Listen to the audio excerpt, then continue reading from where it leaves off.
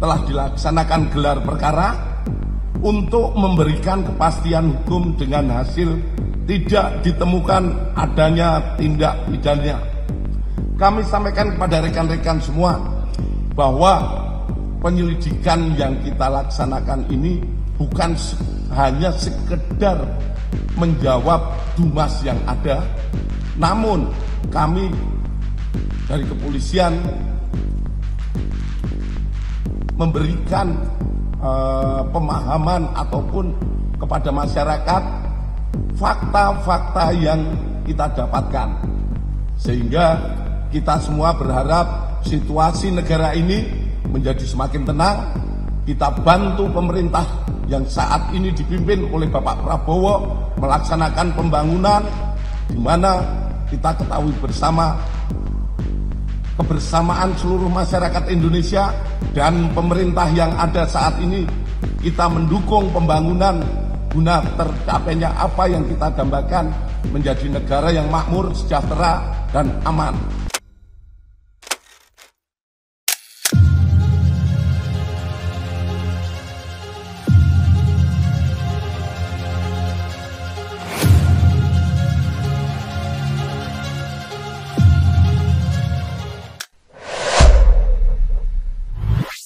Bismillahirrahmanirrahim. Assalamualaikum warahmatullahi wabarakatuh. Pemirsa Masumi TV dan Ahmad Yani Channel serta Matra 64, kita jumpa lagi siang hari ini. Kita berharap teman-teman di seluruh Indonesia dari Sabang sampai Merauke dan juga para diaspora seluruh dunia, saya Ahmad Heri akan memandu kita diskusi dengan Ketua Umum Partai Masumi Bapak Dr. Ahmad Yani SHMH yang kebetulan juga salah satu pengacara daripada kasus ijazah palsu yang di Polda Metro Jaya. Kita akan dengarkan bagaimana perkembangan terakhir. Seperti kita ketahui, Barreskrim ya sudah menyatakan berhenti, ya, artinya pemberhentian penyelidikan sudah selesai karena dianggapnya ijazah Jokowi itu identik dengan 3 ijazah temannya gitu.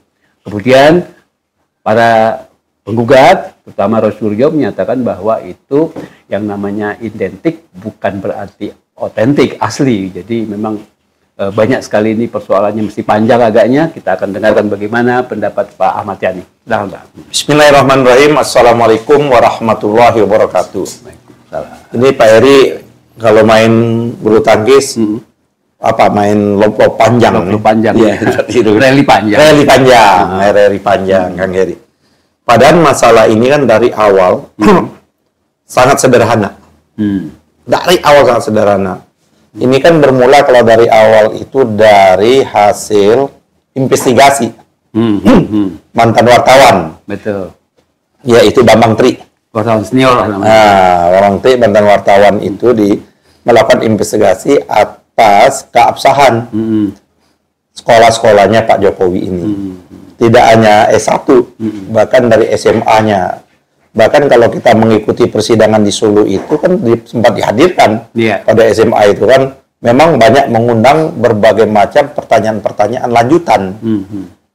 Dari yang ada menimbulkan lagi pertanyaan-pertanyaan lanjutan untuk diteliti lebih dalam. Tapi sayangnya memang Pak Jokowi tidak menghadirkan, kan simpel. Kalau dia mempunyai kan, kalau dihadirkan aja, tunjukkan kan, simpel sekali dia. Iya, betul. Ya, sama seperti pada waktu UGM mengumumkan memanggil teman-temannya Jokowi, teman-temannya bawa ijazah, Jokowi kan nggak ada, hanya ditampilkan yang sekarang yang dilakukan, yang diteliti, yang dianalisis oleh responden, oleh Roy Suryo, yang dianggap asal berdasarkan saintifik mereka itu, kajian mereka itu diduga keras, tidak asli, alias palsu. Nah, ini berjalan panjang kan, dan ini artinya memang Jokowi menyediakan bahwa ini untuk terus menjadi isu. Kelihatan begitu ya. Ini yang kalau kata Rokia, Jokowi yang membuat kegaduhan ini kan, skenario seperti itu untuk menutupi hal-hal yang lain. Itu dalam perspektifnya Rocky lah ya. Nah, peristiwa ini kan sudah lama kan menggugat udah berkali-kali. Betul. Bahkan dalam konteks pidana sudah 1 kali. Sudah memakan korban Bambang Tri dan Gus Nur.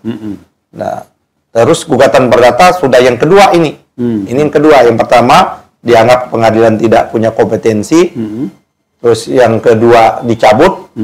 Kenapa dicabut? Karena si Bambang Tri yang memegang berkas-berkas tersebut,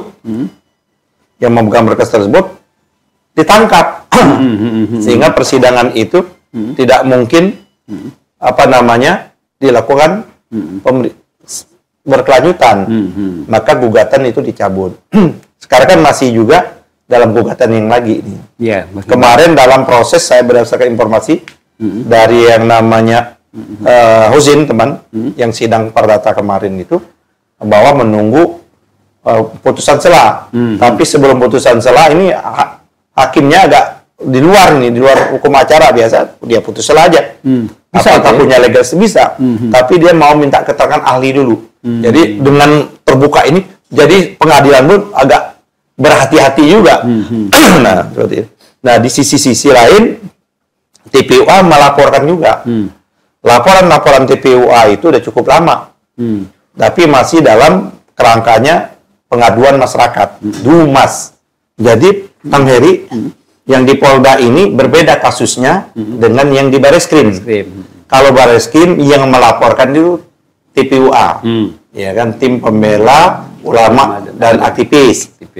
Yang dilaporkan sebagai telapor itu Jokowi, diduga ijazahnya palsu. Nah, yang di Polda Metro Jaya laporannya ada Jokowi. Jokowi itu kan melapor atas peristiwa di tanggal 26 April. Peristiwa apa 26 April itu? Ya kan, dia melihat ya kan tentang ada peristiwa press conference 26 April gitu. Ya kan. Nah, dia melapor ke Polda tanggal 30 April. Apa yang dilaporkan? Dia merasa dicemarkan nama baiknya, dihina, dan pelanggaran undang-undang ITE. Itulah orang-orang yang diundang untuk diklarifikasi. Belum sebagai telapor. Siapa yang diundang untuk klarifikasi atas peristiwa tanggal 26 April tersebut? Yaitu yang kita sebutkan tadi. Satu yang namanya Dr. Tipa. Yang kedua adalah Rosario. Yang ketiga adalah Rismon. Yang keempat adalah Rizal Padilla. Yang kelima adalah Kurnia. Yang keenam adalah Egy Sujana. Nah, ini banyak sekali nih. Egy Sujana ketakutan, lari, selama ini jagoan. Kok sekarang ngumpet kemana? Itu banyak di media sosial. Itu biasa itu, buzzer-buzzer. Egy Sujana memang tidak mungkin bisa datang. Karena dia lagi dalam obatan. Dan penyakitnya sangat serius. Ya, dia lagi persiapan operasi. Dia kena cancer. Stadium 4. Pankreas. Iya, dan dia memang berobatnya di Malaysia. Seperti itu. Jadi bukan karena dia mangkir. Tapi memang dia kesehatannya dan dia memang operasi. Dan itu sudah ada surat resmi dari keluarganya Egy Sujana yang disampaikan melalui lawyernya ke penyidik di Polda Metro Jaya. Nah, kita bahas yang di Bareskrim dulu nih. Di Bareskrim, bagaimana tuh kira-kira? Bareskrim kan hari Kamis ya? Ya. Tanggal artinya hari Kamis 22. Pengumumannya. Kita tidak tahu kapan mulai dia melakukan, itu kan baru pengaduan masyarakat. Biasanya kalau menurut yang namanya prosedural, ini prosedural dan protap itu, setiap namanya pengaduan DUMAS itu ditindaklanjuti, apakah ini pengaduan ini layak untuk ditingkatkan setelah mereka, maka dikeluarkanlah yang namanya surat bahwa ini ditingkatkan dari DUMAS ke penyelidikan. Biasanya yang diperiksa awal itu adalah pelapor. Harusnya pelapor yang diperiksa apa yang ininya, buktinya mana, banyak itu rentetan peristiwanya, bukti, saksi, ahli, ya kan. Setelah itu baru pihak yang terduga diperiksa, baru nanti instrumen-instrumen lain yang ada hubungannya. Jadi kan pelapor, pihak terkait. Pihak terkaitnya apa? Dalam hal ini UGM. Jadi UGM itu diperiksa setelah 3 orang diperiksa. Nah, setelah pengumpulan data-data yang ada, ini betul. Maka PK biasanya gelar perkara. Gelar perkara ini ada 2, ada gelar perkara internal, ada gelar perkara yang tidak internal, melibatkan pelapor.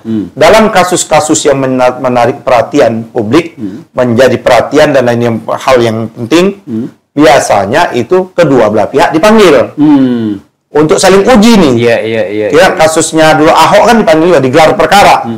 Nah, ini tidak ada gelar perkara yang diajak, yang katanya digelar perkara sekonyong-konyong. Bareskrim mengumumkan, itulah pada hari yang namanya Kamis 22 Mei, dari hasil pengumumannya itu menyatakan bahwa dia sudah periksa ini, saksi ini, sudah memeriksa dokumen-dokumen, mulailah yang namanya keterangan KKN, pembayaran, nilai dan lain sebagainya seperti itu. Termasuk camping. Ya, lain-lain seperti itu. Berkesimpulanlah, perkara ini tidak bisa dilanjutkan ke proses penyelidikan dan penyidikan. Karena ijazahnya Jokowi dianggap identik. Dengan siapa dia? Ada 3 pembanding. Iya kan? Ada 3 pembanding. Nah, pertanyaannya, apakah ini sudah final atau belum? Nah, itu kan pertanyaan. Betul. Karena orang, orang sudah final dong ini. Berarti ijazahnya Jokowi yang selama ini orang menyatakan ijazah Jokowi palsu adalah keliru. Tidak. Karena untuk mengatakan ada 2 instrumen untuk menyatakan keabsahan secara legitimasi, ya kan? Itu memang UGM. Tapi karena ini menyangkut kasusnya ini sudah bergulir, gugat-mengugat, maka adalah domainnya pengadilan. Sampai sekarang belum. Pertanyaan berikutnya, berarti ini belum final. Kalau belum final, apa langkah-langkah hukum yang tersedia secara konstitusional dan secara prosedural hukum yang bisa dilakukan oleh pelapor? Apa itu? Ada 2. Yang pertama, pelapor bisa minta untuk gelar perkara khusus. Itu ada berdasarkan peraturan perkapnya Kapolri. Dalam kasus-kasus yang menyangkut isu menjadi perhatian, bisa kita pelapor untuk minta gelar perkara khusus. Saya berkali-kali sebagai lawyer minta gelar perkara khusus. Ada yang dipenuhi, ada yang macam-macam lah. Tapi mayoritas kalau punya perhatian publik dipenuhi. Dalam rangka itulah kemarin, kemarinnya hari apa nih? Hari Selasa. Kemarin secara resmi TPUA itu mengirim surat ke Karowasdik. Tempatnya Karowasdik ini meminta untuk segera dilakukan yang namanya gelar perkara ulang khusus itu. Gelar perkara khusus itu. Nah, kita tinggal menunggu. Nah, di dalam gelar perkara khusus itu bisa baik yang namanya polisi, ya kan, menyampaikan hasil temuannya, kan hasil temuannya saintifik. Dari pihak pelapor bisa juga untuk men-challenge itu. Dan ini hal-hal yang umum. Challenge-nya misalnya dari luar gitu. Dari luar, dia nggak dari dalam. Dari dalamnya juga bisa, nggak usah dari luar. Termasuk si Resmond aja bisa men-challenge gitu. Dengan teknologi yang dia kuasai. Ya kan, seperti itu. Nanti bisa hasil temuan saintifik itu harus bisa dilakukan, di-challenge atau diuji lagi oleh ahli-ahli yang lain. Nah, itulah mekanisme ilmu pengetahuan. Ya. Itu jalan pertama. Jalan kedua, nah ini memang belum ada secara limitatif apakah boleh ini diuji secara yuridis, yaitu pra-peradilan. Itu belum ya? Kan memang belum tersedia ini. Yang tersedia itu adalah penghentian penyelidikan. Ya kan? Ini kan dalam proses baru. Atau penghentian penyidikan. Nah, itu kawan-kawan dari TPUA lagi mempertimbangkan apakah ini juga akan digunakan jalur yang namanya pra-peradilan ini. Seperti itu. Karena ini bisa jadi terobosan hukum, Pak Eri. Walaupun belum tersedia, kita ingat kasusnya Budi Gunawan. Dia ditetapkan oleh KPK, Kulhap menyatakan bahwa penetapan tersangka bukan namanya wilayahnya pra-peradilan. Tapi diuji oleh lawyernya Budi Gunawan pada waktu itu, pengadilan pada waktu itu memutuskan mengabulkan gugatan pra-peradilan atas penetapannya Budi Gunawan tersangka oleh KPK, dibatalkan penetapan itu. Jadi boleh, ini kan jalan hukum ya. Nah, kalau kita bedah, apakah pengumuman yang dilakukan oleh Dir-Um Bareskrim itu tidak menimbulkan pertanyaan di publik? Nah, berdasarkan apa yang diumuman, banyak sekali kejanggalan-kejanggalan ditemukan, Pak Eri. Contoh, ya kan, kejanggalan itu yang ditampilkan kan Kan mereka menyatakan ini adalah produk ini analog, bukan digital.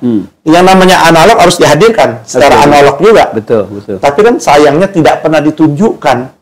Katanya Jokowi itu sudah menyampaikan ijazah aslinya, kan tidak pernah ditunjuk. Hanya yang ditunjukkan di layar lebar itu adalah fotokopi, ya kan? Bukan juga yang diunggah oleh kader PSI itu, si Sandi itu. Karena baik Rismond maupun Roy Suryo, ya kan, melakukan kajian, menelaah ijazah itu ada berdasarkan yang namanya yang diupload oleh kadernya PSI. Itulah yang kalau itu yang asli itu sama apa yang ada yang diupload oleh Sandi, ini kita berkalau-kalau ya. Maka menurut Dr. Remas itu yang katanya berapa 1 juta persen atau 1 miliar persen itu diduga keras palsu itu. Nah itu satu nggak ditunjukkan. Bahkan ada ditunjukkan miring juga kayak gini kan. Yang kedua banyak lagi kejanggalan. Jokowi itu kan masuk tahun 80. 80 UGM mungkin karena negeri dia sudah sistem kredit semester. Kalau kita Pak Eri masih paket. Kita mengatakan saya 83 aja masuk di UID itu paket. Tingkat 1, tingkat 2, tingkat 3, tingkat 1 persiapan 1, tingkat 3 ini saya ujian sarjana muda hukum. Baru KKN itu baru tingkat 4 Pak Eri. Berarti kalau tingkat 4 itu semester 8. Ya kan? Tapi kampus saya tidak melaksanakan KKN. Yang KKN itu masih universitas negeri. Nah, dari keterangannya kemarin di UMI itu bahwa Jokowi itu melaksanakan KKN di Boyolali pada tahun 2003. 83. Tahun 83. Berarti dia masuk tahun 80, berarti 3 tahun. 3 tahun itu anggap saja dia mulus. Semester 6. Apalagi kalau ada pengakuan Jokowi juga menyatakan IP-nya di bawah 2,2, berarti dia tidak boleh mengambil SKS-nya kan banyak. Iya kan? Nggak boleh itu. Nah, artinya dia baru semester 6. Ini saya kayaknya, kita kan pernah kuliah, tidak ada orang KKN di semester 6 itu Pak Eri. Nah, ini kejanggalan. Kejanggalan kedua juga pembayaran itu. Pembayaran SPM ya kan? Kan ada pembayaran itu yang ditelaah oleh saya lihat ada Budiani bahwa nggak cocok bulan dan sekiannya itu. Kan tahun ajarannya. Jadi banyak sekali memang menimbulkan kejanggalan-kejanggalan. Semakin diumumkan, menimbulkan banyak sekali kejanggalan-kejanggalan itu. Itulah yang akhirnya Pak Eri, menurut keterangannya Refli Harun, sekarang kepercayaan. Nah, ini kan dampak terhadap institusi. Lebih percaya diumumkan oleh Baris Krim itu, apa lebih percaya dengan pendapat yang Rismond dan kawan-kawan. Ternyata hasilnya big data ini kemarin dijelaskan oleh Refli kan, ternyata jauh lebih besar orang percaya dengan apa yang dikemukakan. Hasil polling itu ya? Iya, mereka melakukan polling lah ya di big data itu. Nah, jadi turun. Mereka tidak percaya hasil pengumuman itu bahwa Jokowi itu ijazahnya betul. Itu kan tingkat kepercayaan. Nah, kalau juga identik dengan tidak identik, di channelnya Refli juga pernah mengundang ada Mr. Gaze misterius Refli membandingkan juga 3 ijazah, satu diantaranya ijazahnya Jokowi. Ternyata ya kan dari 3 itu tentu Jokowi A, ada 2 B, C. Ternyata ijazahnya Jokowi dengan ijazahnya B tidak identik, ijazahnya Jokowi dengan C tidak identik, B dan C identik, sama. Artinya ini, nah, kan bagaimana kalau kayak gitu? Ini sama juga. Ini keluarannya UGM juga. Makanya kan pertanyaannya, pembandingnya, yang dikatakan pembanding itu ijazah yang mana itu? Itu kan harus clear juga. Betul ya. Apalagi kalau pendekatannya namanya ilmiah, pendekatannya saintifik, kita nggak mengerti apa yang dia ngomong, ada hand press dan lain sebagainya, itu Dr. Rismond lah yang ahli, itu semakin menimbulkan kejanggalan-kejanggalan Pak Eri. Nah, jadi memang tidak berakhir. Nah, kalau kita kembalikan lagi kepada yang di Polda, ini, maka ini juga berjalan terus. Ya, kita tidak tahu. Tapi kalau yang Baris Krim ini belum selesai, penasaran saya. Emang ada pernah terjadi Baris Krim sudah menyatakan penyelidikan dihentikan, tapi kemudian dihidupkan? Banyak kasus. Bahkan hasil otopsi bisa diotopsi ulang, bisa banyak juga. Oke. Ya kan? Kasus Joshua juga kan kayak gitu. Pernyataan kan harusnya dibongkar, dilakukan otopsi ulang dan sebagainya kan. Jadi ada kemungkinan istilahnya. Ya, itu biasa itu. Biasa, tidak, ya. iya kan? Tapi itulah yang harusnya kita harus hati-hati. Kan ini kan menyangkut kredibilitas institusi. Itu dia. Ini kan bukan orang per orang. Bisa memalukan. Kalau Jokowi kan udah orang per orang. Walaupun dia pernah menjadi Presiden Republik Indonesia. Dan kita malu kan di dunia internasional. Nah, orang menyatakan kan dia udah selesai. Kenapa lagi diganggu-ganggu sih? Bukan kenapa lagi diganggu-ganggu. Ini tidak supaya menjadi hal yang terakhir. Seperti itu. Bahwa ini menunjukkan bahwa rentetan ada tingkat kecerobohan, ada tingkat kelalaian, ada tingkat pembiaran dari sejak awal. Dia kan pernah proses-proses. Proses mencalon wali kota, proses lainnya kan seperti itu, Pak Eri. Sorry, kemudian bicara pra-peradilan tadi, emang sudah ada tersangkanya sih? Bukan. Ini pra-peradilan itu bukan hanya untuk tersangka, Pak Eri. Tersangka, oke. Gitu loh. Pra-peradilan satu penetapan tersangka. Oke. Satu pemberhentian penyelidikan. Atau penyelidikan. Orang yang tidak puas atas tindakan hukum yang dilakukan oleh penyidik, maka bisa men-challenge itu ke namanya pra-peradilan. Ini yang apakah sah atau tidak sah penghentian ini. Nah, itu dia. Nah, ini bisa dilakukan pra-peradilan. Gitu. Oke. Jadi bukan masalah apakah sudah ada tersangka aja. Juga kalau sudah ada tersangka juga boleh juga. Boleh juga, ya. Nah, kalau kembali lagi yang ke Polda Metro, dari yang saya lihat ini, ya, kemungkinan ya kan ada dua nih Pak Heri skenario. Ya, kemungkinan karena Pak Jokowi udah merasa dia dapat legitimasi, kalau tidak ada yang rame-rame lagi nih, tidak lagi mungkin dia sudah nyaman, nah dia mau seolah-olah negarawan kan, dia akan cabut laporannya bisa, atau kalau ini terus muncul, mungkin kita berharap memang bukan kita ini berharap ya dia di jalan, tapi secara menurut ini saya kacamata hukum perkara ini tidak bisa dilanjutkan lebih dahulu.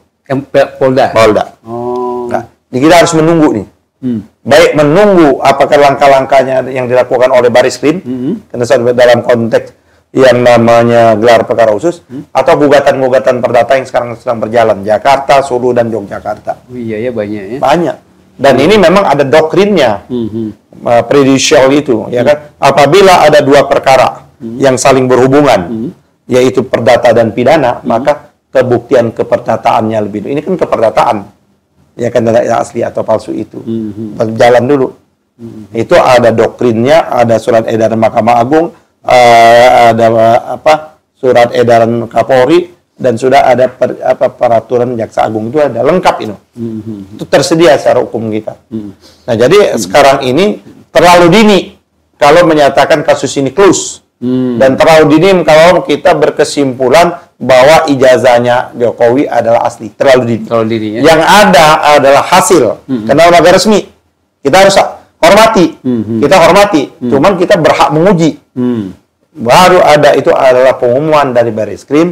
Ijazah Jokowi yang dia periksa itu, adalah identik. Pertanyaan, boleh nggak kita menguji itu? Menurut saya boleh. Boleh ya? Boleh. Oke, menarik.